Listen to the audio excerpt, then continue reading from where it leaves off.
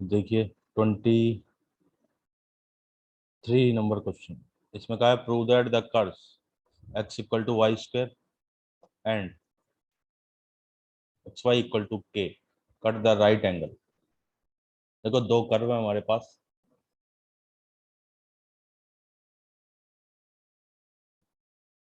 Question number 23।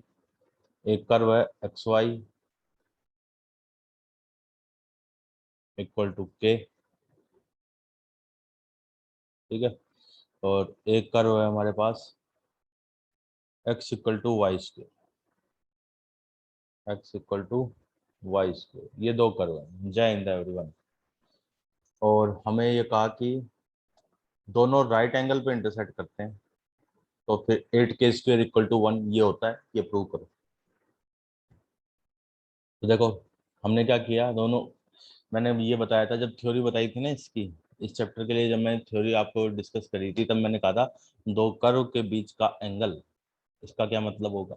दो curve के बीच के एंगल का मतलब है कि उन दोनों के इंटरसेक्शन पॉइंट पे टेंजेंट खींचें, उन टेंजेंट के बीच में जो एंगल होगा वो ही क्या होगा, दो कर्व के बीच में एंगल होगा।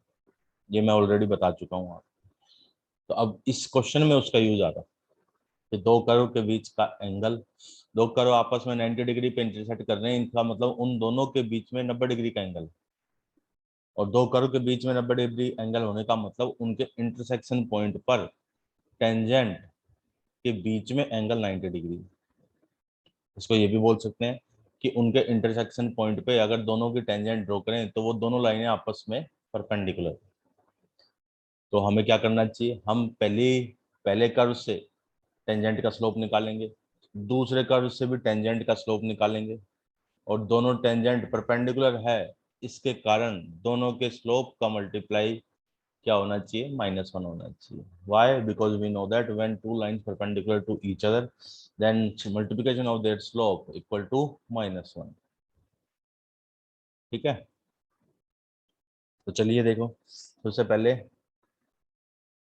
एक्स वाई इक्वल टू के, इसको लिखा मैंने। यहाँ से d y by d x निकाला तो x d y by d x, product rule apply कर दिया, प्लस में y इंटू 1 इक्वल टू 0। तो यहाँ से तो d y by d x क्या आ गया।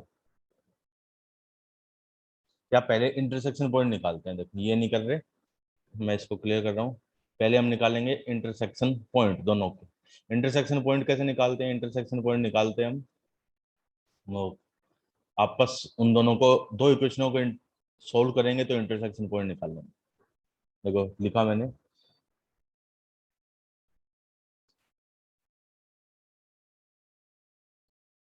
Intersection point.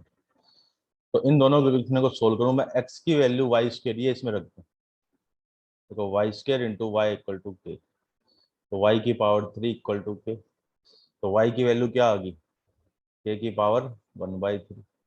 अब ये वाई की वैल्यू है, तो फिर एक्स की वैल्यू, देखो एक्स था वाई का स्क्वायर, एक्स हो गया के की पावर 2/3। तो पॉइंट बन गया, इंटरसेक्शन पॉइंट क्या बना, के की पावर 2/3 कॉमा के की पावर 1/3। ठीक है। ये इंटरसेक्शन पॉइंट मिल गया। अब निकालेंगे स्लोप, क्योंकि स्लोप किसी पॉइंट पे निकालना और वो पॉइंट यही है। देखो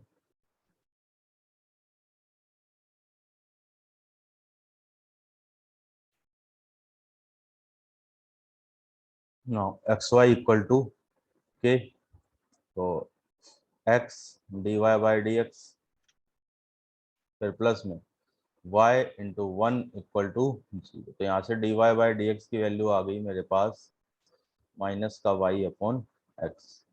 तो ये d y by d x का निकालना है, ये d y by d x की वैल्यू हमें निकालनी है, के की पावर 2/3 और के की पावर 1/3 इसके ऊपर। तो इसमें देखो माइनस का y की जगह तो आ गया के की 1/3 अपॉन में के की पावर 2/3।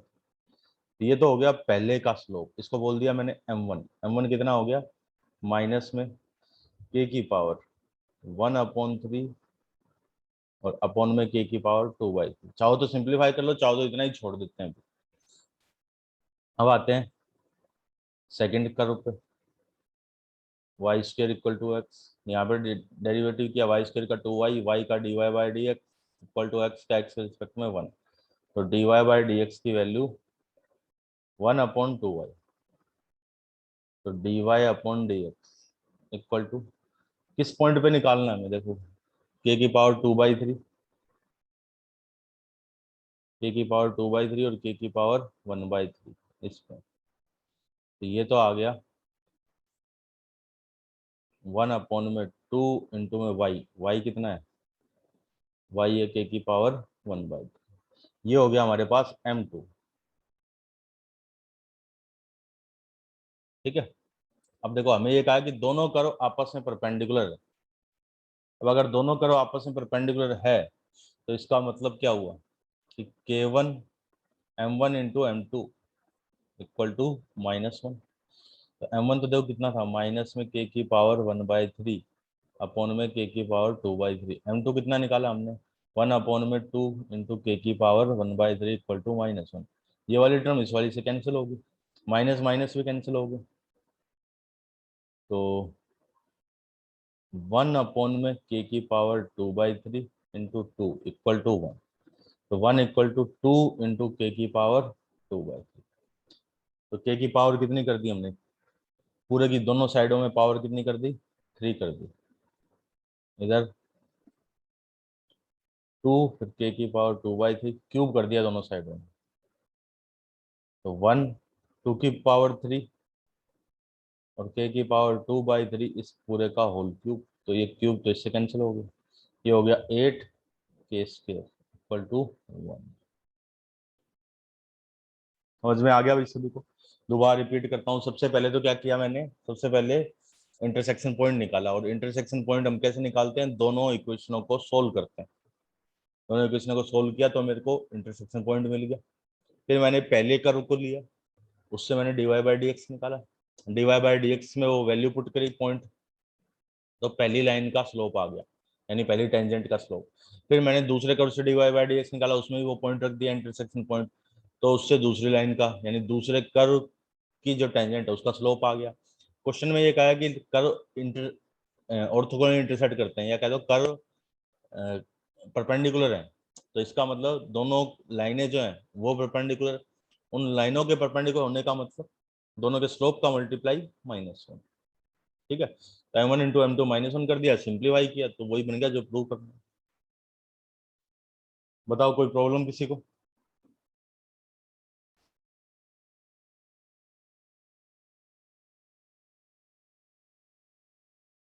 आज तो बहुत ही कम बच्चे हैं, 21 स्टूडेंट आए हैं बोलो क्लास में।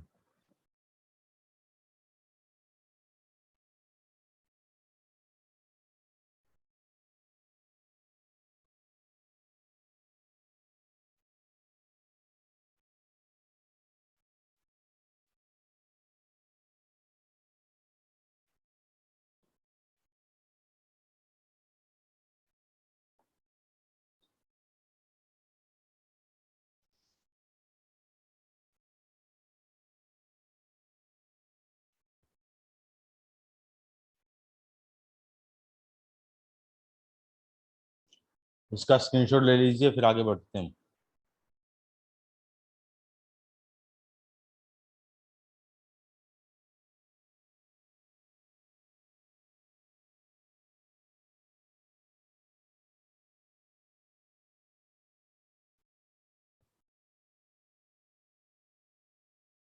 ओके, अब चलते हैं आगे। देखिए क्वेश्चन है, find the equation of the tangent and normal to the hyperbola at the point x0 y0। Question number 24 का पॉइंट x0, y, ये किस पे है, लाई ऑन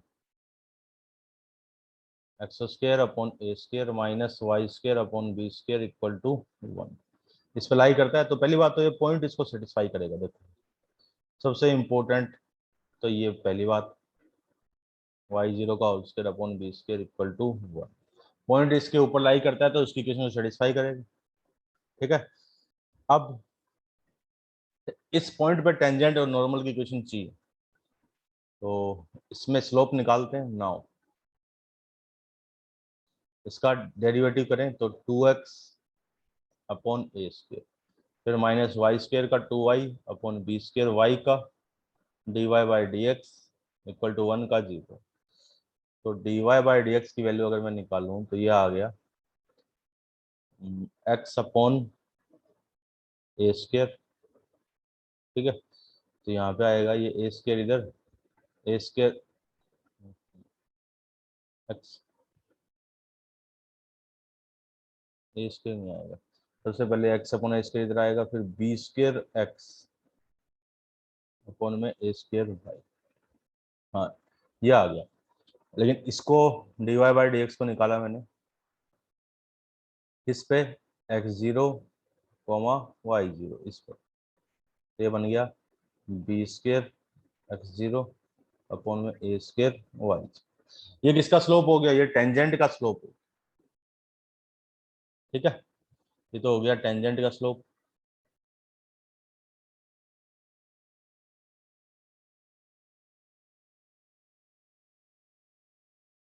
यहाँ लिख देता हूं मैं, स्लोप ऑफ टेंजेंट, ये तो कितना, बी स्क्वायर x0 अपॉन में ए स्क्वायर y0। अब लिख रहा हूं मैं इक्वेशन ऑफ टेंजेंट, टेंजेंट की इक्वेशन तो y minus y0 equal to m, m कितना हो गया, बी स्क्वायर x0 अपॉन में ए स्क्वायर y0 इंटू में x माइनस x0। इसको जो मल्टीप्लाई किया a square y0 into y, फिर माइनस ए स्क्वायर y0 का स्क्वायर, इधर b square x0 into x, फिर माइनस में बी स्क्वायर x0 का होल स्क्वायर। ठीक है, अब x और y वालों को एक तरफ रखेंगे, जिनमें x y नहीं है उसको दूसरी तरफ रखेंगे। तो इस पूरे को तो मैं इधर ले आया, देखो बी स्क्वायर x0 इंटू में x, फिर minus a square y0 into में y, और इसको इधर ले गया तो बी स्क्वायर x0 का स्क्वायर, फिर माइनस में ए स्क्वायर y0 का स्क्वायर। तो अब देखो पूरे को ए स्क्वायर बी स्क्वायर से डिवाइड कर देते हैं, divide by a square into b square. तो यहाँ तो हो गया एक्स x0 अपॉन में a square minus y y0 upon में बी स्क्वायर, इधर x0 का स्क्वायर अपॉन में ए स्क्वायर, इधर y0 का स्क्वायर अपॉन में बी स्क्वायर। पूरी इक्वेशन को इससे डिवाइड कर दिया। अब ये देखो, ये जो है ना, ये इक्वेशन 1 आ गई, तो यहाँ लिखा मैंने फ्रॉम, पंकज माई कौन है बेटा तेरा, फ्रॉम इक्वेशन 1, तो यहाँ से ये बन गया x0 अपॉन में ए स्क्वायर, फिर माइनस में y0 अपॉन में बी स्क्वायर इक्वल टू 1। ठीक है, ये तो किसकी इक्वेशन आ गई, टेंजेंट की इक्वेशन आ गई। जिन्होंने कंपटीशन की पढ़ाई कर रखी है, जैसे एनडीए वाले हैं, याद करो अगर जब कभी भी पॉइंट कर्व के ऊपर होता है तो इक्वेशन क्या होती थी, टी इक्वल टू जीरो। याद आया कुछ, टी इक्वल टू जीरो मैंने क्या कहा कि सर्कल में भी होगी टेंजेंट की इक्वेशन, पैराबोला में भी, इलिप्स में भी, हाइपरबोला में। टी इक्वल टू जीरो क्या होता था, एक्स स्क्वायर की जगह एक्स x1 रखना, वाई स्क्वायर की जगह वाई y1 रखना। तो यहाँ पे पॉइंट x0 y0 है तो x1 y1 की जगह x0 y0 आ गया। याद आया कुछ?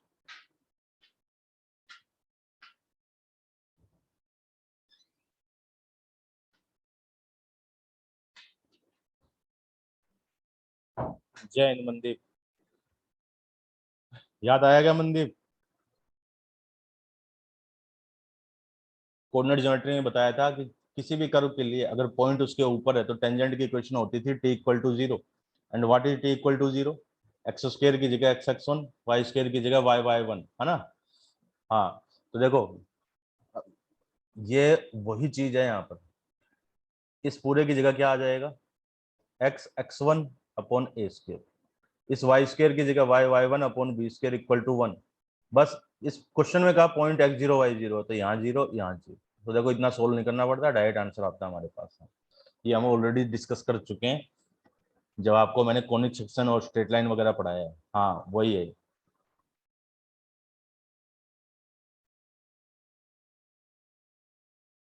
यहाँ पर बस इन्होंने प्रूव करा लिया हमसे एक तरह से। अब लेकिन अगर उसमें आएगा क्वेश्चन ऑब्जेक्टिव में तो इतना सोल्व नहीं करना। वो इतना सब जो पढ़ाया वो ऐसे ही मजे लेने के लिए नहीं पढ़ाया, उसको हम डायरेक्ट यूज करेंगे।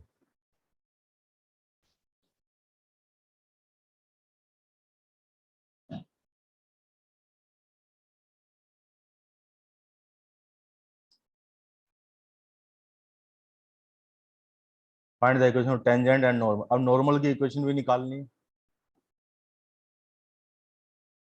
लास्ट में इक्वल वन कैसे आया? लास्ट में ये इक्वल, ये जो पूरा है ये वन के इक्वल नहीं है क्या? देखो ये लिखा हुआ, कहा तो था फ्रॉम इक्वेशन। अच्छा मैंने इक्वेशन वन लिखा ही नहीं था। ये है इक्वेशन वन। अब आ गया समझ में कि लास्ट में वन कैसे आ गया?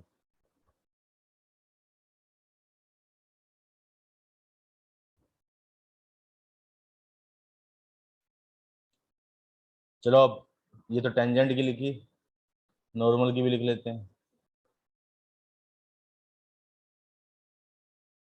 इक्वेशन ऑफ नॉर्मल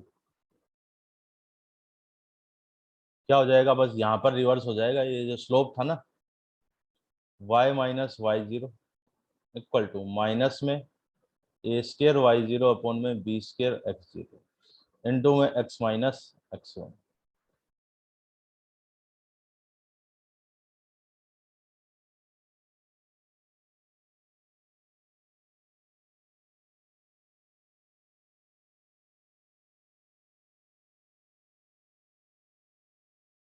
अब देखो इसको भी क्रॉस मल्टीप्लाई करते हैं तो ये बनेगा b square x zero into y, फिर minus b square x zero y zero equal to minus का a square y zero into में एक्स और प्लस का ए स्केयर, यहाँ ये एक्स जीरो है, x zero a square y zero into x, फिर plus में a square x zero y zero, इसको इधर ले आए a square y zero into में एक्स, फिर प्लस में square x zero into Y,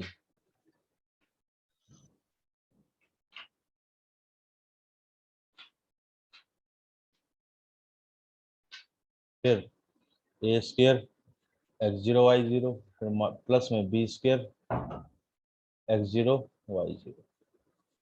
तो अब देखो इसको एक्स जीरो वाई जीरो से डिवाइड करेंगे क्योंकि इसमें, हाँ क्या लिखा मैंने, divide by x zero into y zero, a square x upon x zero, फिर प्लस में बी स्केयर वाई अपॉन में वाई जीरो। इधर क्या बचेगा? एक्स जीरो से x zero y zero cut गए तो ए स्केयर प्लस बी स्केयर। तो ये हो गई हमारे पास इसकी इक्वेशन, नॉर्मल की इक्वेशन। ये भी तुम्हें पढ़ाई हुई है, याद करो। A square x upon x one plus b square y upon y one और equal to a square minus b square. और ये भी कहा था कि जब इलिप्स होगा तो यहाँ पर माइनस होगा, यहाँ माइनस। पहले इलिप्स पढ़ाया था तो लिखाया था a square x upon x one minus b square y upon y one equal to a square minus b square. फिर मैंने कहा था इलिप्स वाले में माइनस है, हाइपरबोला में माइनस बी स्केयर की जगह प्लस, यानी यहाँ पर प्लस और यहाँ पर प्लस हो जाएगा तो वो हाइपरबोला की इक्वेशन बनेगी। ये भी तुम्हें 11th क्लास में पढ़ाया हुआ है एनडीए वालों को, जिनको कंपटीशन, मैं मेरे से नहीं भी पढ़ा तो अगर कोई कंपटीशन की तैयारी कर रहा है तो उसने जरूर पढ़ा होगा, चाहे किसी से भी पढ़ा हो।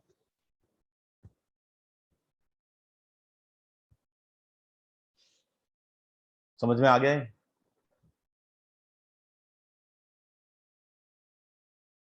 चलो अब इसका स्क्रीनशॉट ले लो जल्दी से।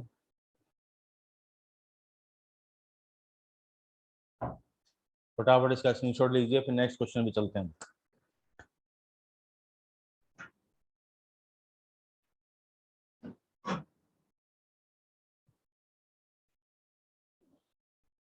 ओके, ये था 24। अब देखो 25 का, find the equation of the tangent to the curve which is parallel to the line. कुछ नहीं करना, ये आप खुद करोगे। लाइन का स्लोप कितना होगा, देखो जो उसमें लाइन जो दी हुई है ना नेक्स्ट में 25 में, वो है 4x minus 2y plus,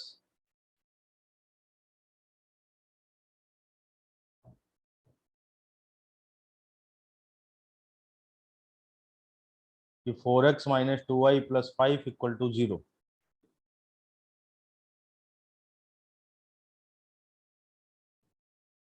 4x minus 2y plus 5 equal to 0, ठीक है। और y equal to root of 3x minus 2 ये दिया है।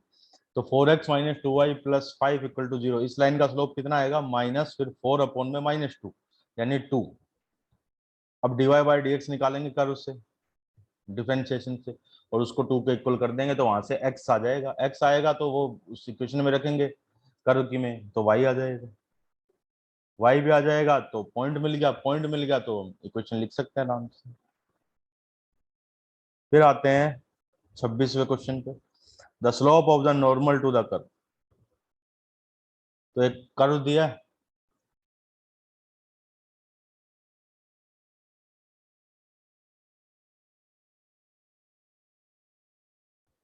देखो क्वेश्चन नंबर 26, हालांकि ये भी सिंपल सा ही है। 2x² x² है, क्यूब है, 2x² दिया, प्लस में 3 sin x। यहाँ से dy बाई डी एक्स निकाला मैंने, 4x प्लस में 3 cos x। लेकिन ये कब निकालना है, x इक्वल टू 0 पे निकालना है। dy by d x at x equal to 0, तो 4 × 0 प्लस में 3 × cos 0, तो 0 प्लस में 3 × 1, cos 0 1 होता है, तो 3 आंसर आ गया बस। ये तो किसका, slope of tangent. Tangent equal to 3, तो स्लोप ऑफ नॉर्मल क्या हो गया, स्लोप ऑफ नॉर्मल माइनस का 1/3। जिसने नहीं लिया हो पिछले का स्क्रीनशॉट वो ले सकता है। अंशु ले लिया क्या स्क्रीनशॉट अब इसका?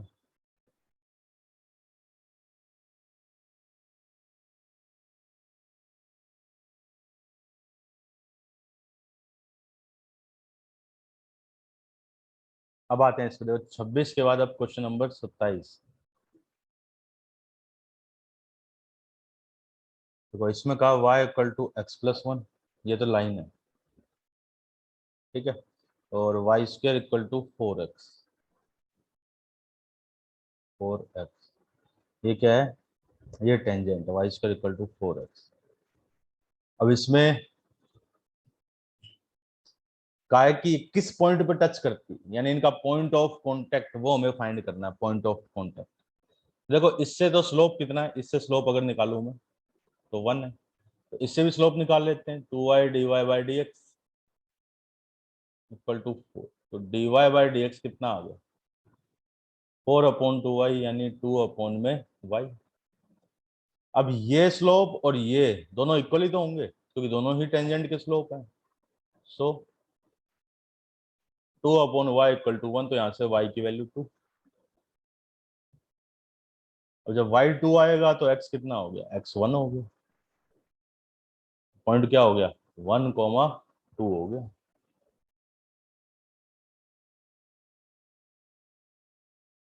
समझ में आया सभी को?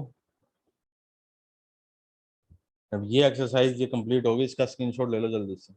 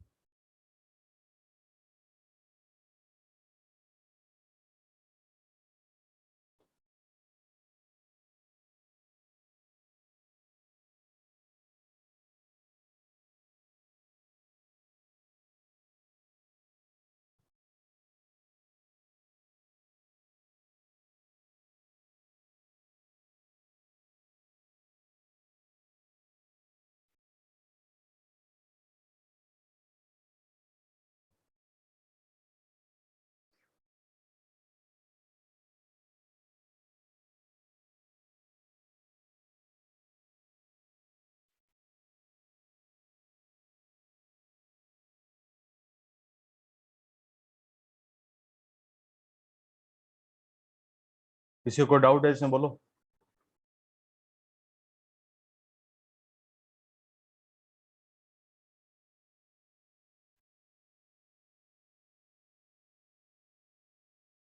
अच्छा, ये अभी तक जो पढ़ा है वो तो ये पढ़ा है कि कोई पॉइंट उस कर्व के ऊपर है तो इक्वेशन कैसे निकालनी है। ठीक है। अब लेकिन जरूरी नहीं है कि हमेशा जो पॉइंट दिया होगा वो कर्व के ऊपर ही होगा। कई बार ऐसा भी होगा कि पॉइंट उस कर्व के ऊपर नहीं है। ऐसा भी होगा कि पॉइंट कर्व के ऊपर नहीं है। तब फिर कैसे सोल्व करें? तो जैसे देखो, मैं एक एग्जांपल कराता हूँ। हालांकि ये बुक में नहीं है, बुक का क्वेश्चन नहीं है मतलब। Find equation of tangent at 1, 2 of the curve x² = 4y। अब जैसे ये है, तो ये जो पॉइंट है ना 1, 2, आप ध्यान से देखो, अगर मैं इसमें रखूं, x की जगह 1 रखूं, y की जगह 2, तो इसको सेटिस्फाई तो कर ही नहीं रहा। अब लेकिन फिर भी कुछ लोग ऐसे निकाल देंगे आंसर। देखो, x² का 2x और dy/dx, और dy/dx की वैल्यू x/2। वो पॉइंट इसमें रख देंगे, x की जगह आ गया 1/2। फिर कह देंगे y-2 = 1/2 into x-1, 2y-4 = x-1। तो x-2y + 3 = 0। कहेंगे ये आंसर, बट ये आंसर पूरी तरह से गलत है। क्यों? क्योंकि ऐसे सोल्व हो ही नहीं सकता। ऐसे सोल्व तो तभी होगा जब ये वाला पॉइंट इसके ऊपर लाई करेगा, और ये पॉइंट इसके ऊपर लाई कर नहीं रहा, है ना। तो इसके लिए एक्चुअल में इसका सोल्यूशन अब ऐसे होगा कि हम इसके ऊपर एक पॉइंट एज्यूम करेंगे। Let a point x1 y1 on x² = 4y। इसके ऊपर एक पॉइंट एज्यूम कर लिया तो वो इसको पहली बात तो सेटिस्फाई करेगा। अब इस पे इक्वेशन लिखेंगे, इस पॉइंट पर, कि equation of tangent at x1 y1। तो उसके लिए देखो क्या होगा, y-y1 = dy/dx eight x1 y1 into में x-x1। जब dy/dx तो निकाल रखा है, देखो कहाँ निकाल रखा है, ये निकाल रखा है इधर, x/2 आता है, तो x की जगह x1 हो जाएगा इंटू में x-x1। अब लिखेंगे इट इट पासेस फ्रॉम, क्योंकि ये जो टेंजेंट है, इट पासेस फ्रॉम 1, 2, ये 1, 2 से पास होगी, तो y की जगह तो 2 आ गया, 2 - y1 = x1/2 इंटू में x की जगह 1 आ गया। अरे भाविंदर, तूने नाम मनमोहन रख रखा है? भाविंदर, मनमोहन नाम से कैसे पढ़ रहा है? अरे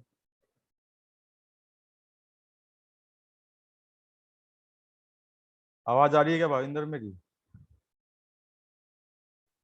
अब यहाँ पे y इसको का इक्वेशन 1 से यहाँ पर वैल्यू पुट करेंगे। 2 - y1 की वैल्यू x1² / 4। इधर x1/2 को इसमें मल्टीप्लाई कर दिया, x1/2 माइनस में 2 से 2 कैंसिल हो जाएगा, तो ये बन गया ओनली x1। ठीक है। तो 8 - x1 का स्क्वायर, फिर x1 - 2x1, तो माइनस का x1/2।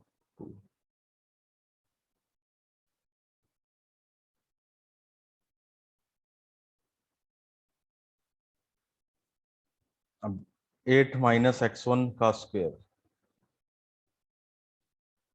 सॉरी इसको देखो, 16 minus 2x1 square equal to minus का x1। तो ये इधर आएगा तो 2x1 स्क्वायर माइनस का x1 और माइनस 16 इक्वल टू 0। अब इसके फैक्टर करें तो 16 इंटू 2 32। एक सेकेंड, यहाँ पर कहीं गड़बड़ कर दी, ये 2 नहीं है, यहाँ पर ये x1 है। x1/2। हाँ यहीं पे गड़बड़ कर दी है, तभी तो ये गलत आ रहा है।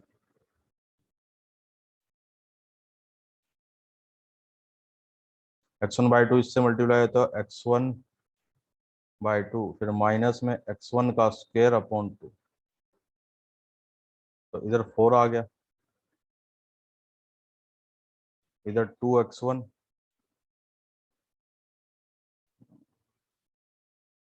इधर बन जाएगा x1 माइनस x1 का स्क्वायर अपॉन में 2। तो 8 माइनस x1 का square equal to 2x1 minus 2x1 square. ये इधर आएगा, ये इस साइड में लाएंगे, नहीं इसको इधर है 2x1 square minus x1 square, x1 का स्क्वायर, फिर देखो 2x1 स्क्वायर माइनस x1 का स्क्वायर, फिर ये भी इधर आएगा तो माइनस का 2x1, फिर माइनस प्लस का 8 इक्वल टू 0। तो x1 स्क्वायर माइनस का 4x1 प्लस का 2x1 माइनस प्लस 8। अभी भी कुछ गड़बड़ है, कहीं कैलकुलेशन मिस्टेक हो रही है, देखते हैं जरा। y1 फिर x1 upon 2,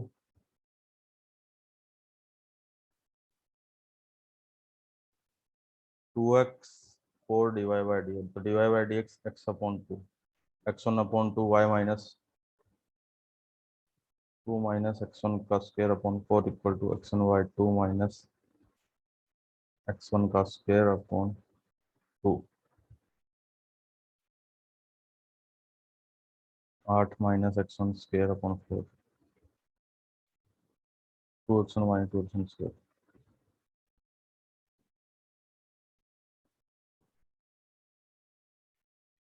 2x1 square minus 2x1 plus 8।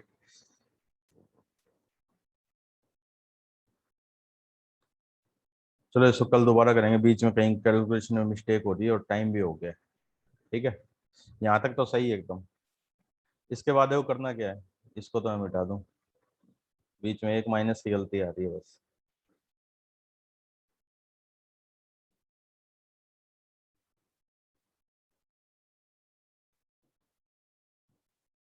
इसके बाद है, यहाँ से हम y1 की जगह तो ये वैल्यू पुट करेंगे, 2 माइनस x1 स्क्वायर अपॉन 4।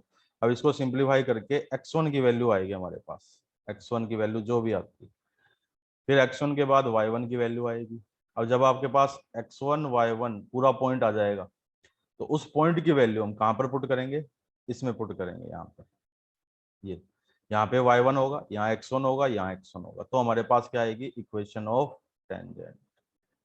देखो इस तरह क्वेश्चन कंपटीशन में बहुत पूछा जाता है कि इस पॉइंट पे बताओ, इस पॉइंट पे टेंजेंट क्या होगी, जबकि पॉइंट इस पे लाई नहीं करता। तो बहुत से लोग ये आंसर निकालेंगे, और ये ऑप्शन में भी दिया होगा, ये वाला आंसर ऑप्शन में भी होगा, पक्का होगा।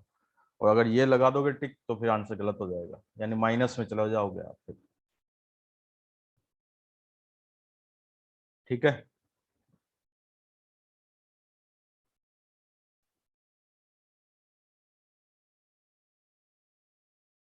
इसके बाद खुद करना, क्योंकि अब टाइम नहीं बचा, मेरी अगली क्लास भी है, वरना दोबारा एक बार पूरा सोल्व कर लेते।